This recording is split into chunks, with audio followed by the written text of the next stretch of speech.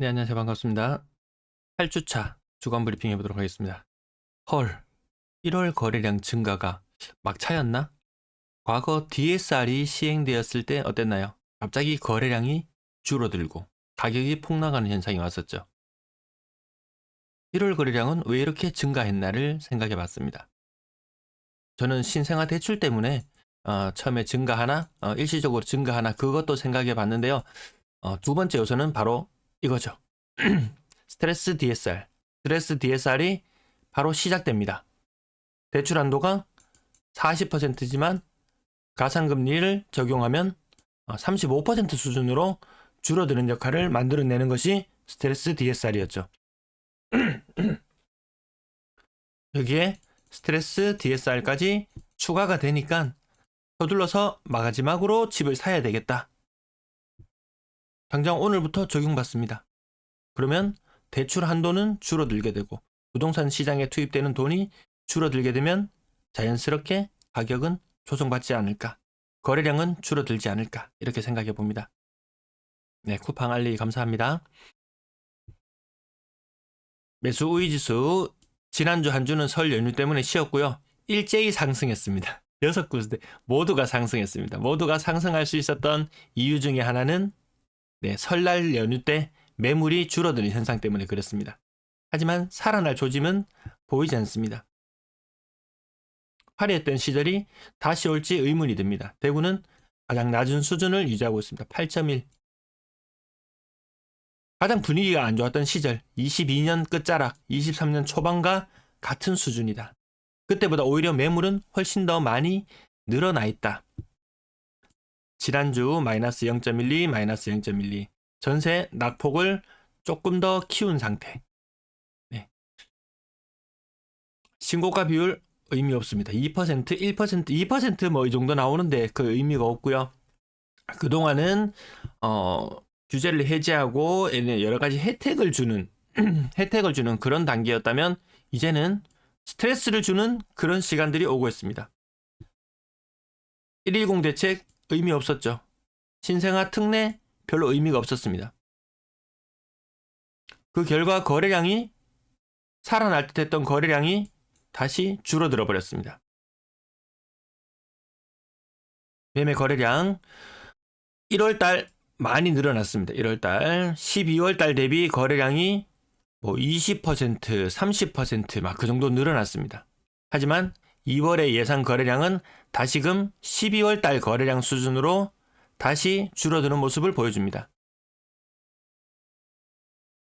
백약이 무효한 시장, 돈이 투입되어야만 살아날 수 있는 시장. 하지만 돈이 더 이상 투입되지 않는다. 23년도 거래량, 이 많은 거래량을 이끌어냈던 것은 특례 40조가 마중물 역할을 하고 그 외에 또 나머지 정책자금 대출도 더 있습니다. 총 규모가 한 60조 정도 됩니다. 정책자금 규모가.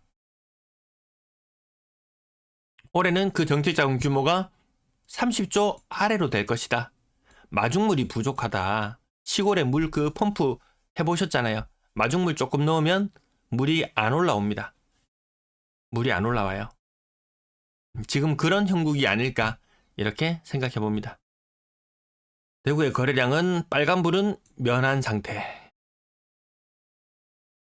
하지만 2월에는 다시금 좀 썩 좋아 보이진 않습니다. 지금 이 전세 거래량 따로 놀죠. 한 이쯤에서 머물러 줘야 되는데 그렇지 않다라는 거죠. 인구 330만의 도시, 290만의 도시, 238만이니까 240만의 도시, 180만의, 170만의 도시, 뭐 이런 식으로. 좀 요쯤에서 놀아야 되죠. 전세 거래가 그렇게 활발하지는 않다. 그래서 빨간불로 그 결과가 드러나고요. 매물은 또 어떻습니까? 매물.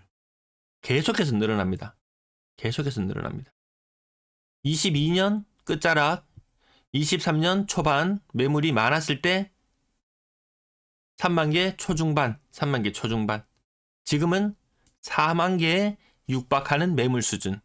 그러니까 매수 심리가 이 매물 때문에 살아날 수가 없습니다.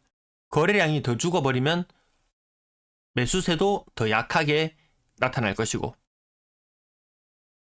매수 심리는 KB에서 발표하는 매수 심리는 살아나기 굉장히 어려운 그런 형국입니다. 이 매물이 일주일에 한 1% 정도씩 늘어나는 패턴이 지속된다면 매수세는 붙지 않고, 그럼 자연스럽게 가격 조정이 일어나지 않습니까? 우리 22년 끝자락 알잖아요. 매물은 가파르게 증가했고 매수세는 붙지 않았다. 제일 잘 나갔던 도시 대전 또한 매물 증가를 피할 수가 없습니다. 그럼 요 근래에는 보면 또 울산의 분위기가 또 제일 좋은 것 같기는 해요. 평균적인 하락률 측면에서 봤을 때는 울산이 가장 적게 하락한 지역으로 보입니다. 하지만 어디 하나 할 거 없이 매물은 다 같이 증가하는 모습을 보여주고 있다. 인구 1000만으로 환산했을 때 대구가 1등으로 가장 많다. 또 울산이 지금 분위기 제일 괜찮은 걸로 지금은 보여집니다. 광역시 중에서는. 그럼 울산이 선도적으로 치고 나가면서 분위기를 이끌어 나갈 만한 상황인가? 그렇게 보지는 않죠. 네, 전세 매물 개수 대구 9,500개. 여기서 지금 어느 정도 숨고르기 하는 그런 단계로 보여집니다. 예, 과거에 전세 매물이 이렇게 가파르게 늘어났던 것은 매물은 계속해서 쌓여나가고 이 매물이 소진이 되지 않으니까 전세 월세로 물량이 같이 나오면서 뒤늦게 늘어났던 부분이 여기서도 다시 재현될 우려가 있습니다. 언론에서는 전세 가격이 계속 오른다고 이야기를 해요. 그래서 전세 가격이 오르니까 매매 가격이 오른다라는 그런 공식을 성립시키려고 하는데, 매물이 저렇게 쌓여서 팔릴 조짐을 보이지 않는데 전세 가격으로 아무리 펌프질을 하려고 해도 그 효과는 미미할 것으로 보여집니다.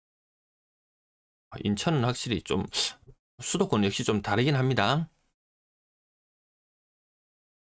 전세 매물 대구 부산을 놓고 보면 근래 전세 매물이 많이 줄어들었는 부산과 견주어 봤을 때 이 기울기를 보면 부산이 더 많긴 합니다. 자, 전세 매물 인구 1000만으로 환산했을 때 대구가 1위. 매물, 전세 매물 다 1위. 모든 것이 아직 끝나려면 멀었다. 25년도에 입주 물량이 줄어들면서 다시 가격이 오를 것이다. 그렇게 이야기했던 사람들이 26년도에 입주 물량이 줄어들면서 오를 것이다. 또 좀 있으면 27년도에 매물이 줄어들면서 오를 것이다. 말이 계속 바뀌고 있습니다. 금리 당장 지금쯤 벌써 떨어졌어야 될 것처럼 작년 말에 이야기했지만 떨어지지 않았습니다. 그냥 정말 그저께 라이브 방송에서 말씀드렸던 것처럼 믿음, 소망, 사랑으로 똘똘 뭉쳐있는 그런 단계인 것 같습니다. 아파트의 매물수 5%, 전체 개수 대비 5%를 넘어가면 많다. 3%가 보통 일반적인 시장 상황이 아마 3% 그 정도 되나요? 예, 요 정도 상황이 시장이 안정되어 있는 그런 단계입니다. 지금은 대구는 6%에 근접해 갑니다. 6%에. 범사만창 같이 인기 있는 지역은 매물수가 8%입니다. 인기 있는 아파트, 잘 나가는 동네가 매물은 더 많습니다. 거래는 안 되죠. 호가가 아직까지는 턱없이 높은 단계. 신월성 요 지역도 보면 매물이 한 7% 정도 됩니다. 전체 아파트 세대수 대비 7% 정도 됩니다. 매물은 많구나. 이 수치가 줄어드는 형태로 가면, 매물수가 줄어들면 뭔가 분위기의 반전을 깨할 그런 시기들도 노려볼 수 있겠지만, 또 분위기가 급격히 금리가 막 떨어진다든지 급격히 좋아지면 또 이런 지표들도 갑자기 또 낮아지기도 합니다. 근데 아직까지 그렇게 희망을 품기에는 현재 상황이 녹록지 않구나. 네, 시청 감사합니다.